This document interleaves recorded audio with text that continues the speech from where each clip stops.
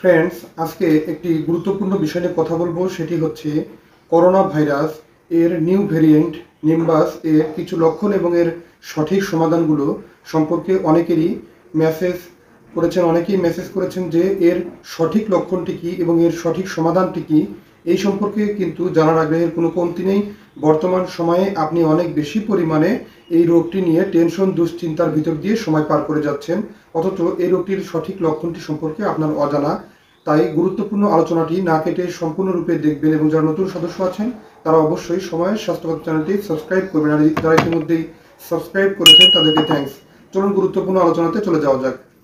Nimbus এই corona ভাইরাসের বিশেষ একটি ভ্যারিয়েন্ট। এটির লক্ষণ অনেক বেশি পরিমাণে গলায় ব্যথা বা শর্ট থট, অত্যন্ত পরিমাণে গলা ব্যথা হবে।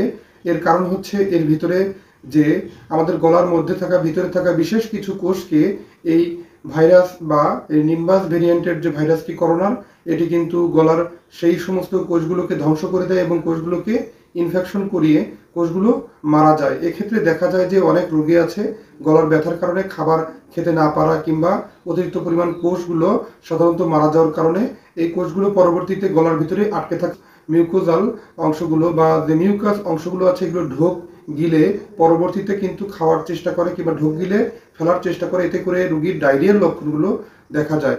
এক্ষেত্রে যে সমস্ত আমরা সতর্ক হতে পারি তার ভিতরে অন্যতম হচ্ছে এই সমস্ত যে রোগ, এগুলো আক্রান্ত হলে, গলা ব্যথা হলে আমরা অবশ্যই মিউকাসগুলো টেনে চেষ্টা করব বাইরের দিকে নিয়ে এসে মুখ দিয়ে বের করে ফেলে দেওয়ার জন্য, কেননা এটি খেলে পরবর্তীতে ডায়রিয়ার সমস্যা গ্রো করার একটা ব্যাপক সম্ভাবনা থাকে। আর যদি ইতিমধ্যে ডায়রিয়া থেকেও আক্রান্ত হয়ে যান তাহলে সেক্ষেত্রে আপনি ওরাল রিহাইড্রেশন স্যালাইন পান করতে পারেন, অর্থাৎ সাধারণত আপনি যে স্যালাইন আছে, খাবার স্যালাইন, এটি গ্রহণ করতে পারেন। এটি আপনার ডিহাইড্রেশন সমস্যা কাটায় এবং পরবর্তীতে ধীরে ধীরে সুস্থ হতে সহায়তা করে। কিছু রোগী আছেন যারা কিনা করোনা ভাইরাস মানেই লকডাউন কিংবা লম্বা সময় ধরে রুমে অবস্থান করা, এরকম সমস্যাগুলো লক্ষ্য করা গেছে। কিন্তু ব্রিটিশ একটি গবেষণায় দেখা গেছে যে ইউরোপের বিভিন্ন দেশগুলো লকডাউন এর ভিতরে যে বিশেষ দেশটি লকডাউন সাধারণত ফলো করেছিল, সেই সমস্ত দেশগুলোর ভিতরে যে দেশটি লকডাউন ফলো করেছিল না, বিশেষ করে সুইডেন তার ভিতরে অন্যতম, তাদের কিন্তু মৃত্যু হার বা মর্টালিটি রেট কিন্তু অনেক বেশি পরিমাণ কমে গেছে। অর্থাৎ এক্ষেত্রে করোনা লকডাউন এই বিষয়টি কিন্তু অনেক বেশি গুরুত্বপূর্ণ নয়। এটি দিয়ে সাধারণভাবে মানুষের উপকারের পরিবর্তে ক্ষতি বেশি হয়েছে, তাদের একটি বিশেষ প্রতিবেদনে এটি উঠে এসেছে। আসলে লম্বা সময় ধরে যদি লকডাউন চলে তাহলে আপনি রুমের ভিতরে অবস্থান করেন, এতে করে কিন্তু আপনার দেহের উপরে সূর্যালোক বা সূর্যের আলো পড়ে না। এতে করে আস্তে আস্তে আপনার দেহের ভিতরে সূর্যালোক না পড়লে পরবর্তীতে আপনার দেহে ভিটামিন ডি এর ঘাটতি হয়, যা কিনা ইমিউনিটি সিস্টেমকে বুস্ট করার পরিবর্তে ইমিউনিটি সিস্টেমটি আরও ডাউন হয়। ইমিউনিটি সিস্টেমটি আসলে কার্যকারিতা হারিয়ে ফেলে এবং ধীরে ধীরে রোগীর কিন্তু করোনা ভাইরাসের সংক্রমণ হলে রোগী রিকভার হয়ে ফিরে আসা বা স্বাভাবিক পর্যায়ে ফিরে আসার যে প্রক্রিয়াটি এতে ব্যাহত হয়। বন্ধুরা, তাই অবশ্যই আজকের ম্যাজিক স্টিকটি হচ্ছে আমরা যদি ভিটামিন ডি সমৃদ্ধ কোনো খাবার এবং ভিটামিন ডি যদি সানলাইট বা সানবাথের মাধ্যমে যদি অথবা সানলাইট এক্সপোজ করে যদি আমরা সংগ্রহ করতে পারি তাহলে কিন্তু আমাদের এই সমস্যা থেকে কাটিয়ে সুস্থ থাকতে সহজ হয়। সেক্ষেত্রে আমরা অবশ্যই সূর্যালোকে 20 মিনিট সময় সকাল 8টা থেকে 11টার ভিতরে, অর্থাৎ সকাল 8টা থেকে সকাল 11টার ভিতরে আমরা যদি 20 মিনিট সময় সূর্যালোকে অবস্থান করি তাহলে কিন্তু আমাদের ভিটামিন ডি আমাদের দেহের ভিতরে, আমাদের দেহের উপরের অংশ স্কিনের লেয়ারের নিচে সাধারণত এটি যে কোলেস্টেরল আছে এটি কনভার্ট হয়ে ভিটামিন ডি এ পরিণত হয় এবং এটি কিন্তু আমাদের রোগ প্রতিরোধ ক্ষমতা বাড়ায়। সেক্ষেত্রে করোনার যে নিউ ভ্যারিয়েন্ট এটি কিন্তু এর বিরুদ্ধে আমাদের অ্যাকশনে গিয়ে আমাদের শরীরকে সুস্থ রাখতে সহায়তা করে, ইমিউনিটি বহুগুণে বাড়িয়ে দেয় এবং এটি আমাদের দেহের খুবই ভালো কাজে দেয়। বন্ধুরা, আর একটি বিষয় মনে রাখতে হবে, সেটি হচ্ছে করোনা লকডাউনের কারণে রোগীর কিন্তু রোগ প্রতিরোধ ক্ষমতা ব্যবস্থাপনা কমে যাওয়ার আরেকটি বিশেষ কারণ হচ্ছে অতিরিক্ত মাত্রায় লকডাউনের কারণে ফিনান্সিয়ালি তার প্রবলেম এবং অর্থনৈতিকভাবে সে ভেঙে পড়ার বহু ধরনের চিন্তা দুশ্চিন্তায় তার কিন্তু অনেক বেশি পরিমাণে মানসিকভাবে বাধাগ্রস্ত এবং মানসিকভাবে আঘাতপ্রাপ্ত হয়ে রোগী কিন্তু দুশ্চিন্তায় পড়ে অনেক সময় রোগ প্রতিরোধ ক্ষমতা ব্যবস্থাপনা ভেঙে পড়ে।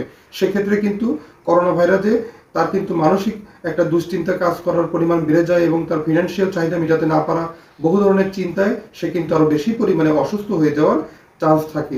তাই অবশ্যই এক্ষেত্রে অনেক বেশি পরিমাণ সতর্ক হতে হবে।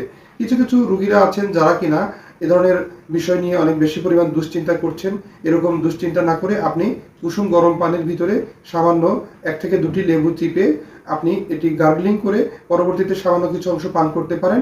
এটি কিন্তু আপনাকে খুবই ভালো কাজে দেয় সুস্থ থাকতে। কেননা লেবুতে আছে ভিটামিন সি, যা অ্যান্টিঅক্সিডেন্ট বিদ্যমান এর ভিতরে, এবং প্রচুর পরিমাণে লেবুতে অ্যান্টিঅক্সিডেন্ট বিদ্যমান থাকার কারণে এটি কিন্তু আমাদের যে গলা ব্যথা, ঠান্ডা, কাশি, ফ্লু আর করোনা ভাইরাস জনিত যে সমস্যাটি, এটি কাটিয়ে তুলতে খুবই ভালো কাজে দেয়। আর আপনি সুস্থ থাকতে হলে আপনাকে অবশ্যই সূর্যলোকে 20 মিনিট সময় অবস্থান করা অনেক বেশি পরিমাণ জরুরি, যা এই নিম্বাস বা যে করোনার বিশেষ ভ্যারিয়েন্ট, এটির বিরুদ্ধে খুবই ভালো কাজে দেয় সুস্থ থাকতে। আর একটি কথা সবসময় মনে রাখতে হবে যে আপনি আপনার যে হ্যান্ড স্যানিটাইজার, মুখে মাস্ক ব্যবহার করছেন, এটি স্বাভাবিকভাবে ব্যবহার করতে থাকুন। এতে আপনার স্বাস্থ্যর ঝুঁকি থেকে আপনাকে সুস্থ থাকতে খুব ভালো সহায়তা করে। এবং হাত বারবার পরিষ্কার করুন এবং অতিরিক্ত ভিড় জমায়েত স্থান থেকে আপনি নিজেকে এড়িয়ে রাখার চেষ্টা করুন।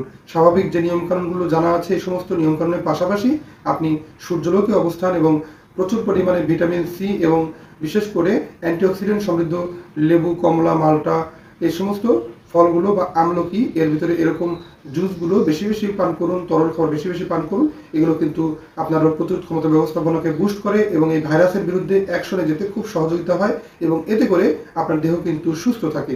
ধন্যবাদ। আজকের অনুষ্ঠানটি এ পর্যন্তই। পরবর্তীতে নতুন আয়োজন নিয়ে এসে হাজির হবো। আপনাদের যদি কোনো কিছু জানা থাকে অবশ্যই কমেন্ট করে জানাবেন। আর অনুষ্ঠানটি ভালো লাগলে লাইক, কমেন্ট, শেয়ার এবং সাবস্ক্রাইব করতে ভুলবেন না। আল্লাহ হাফেজ।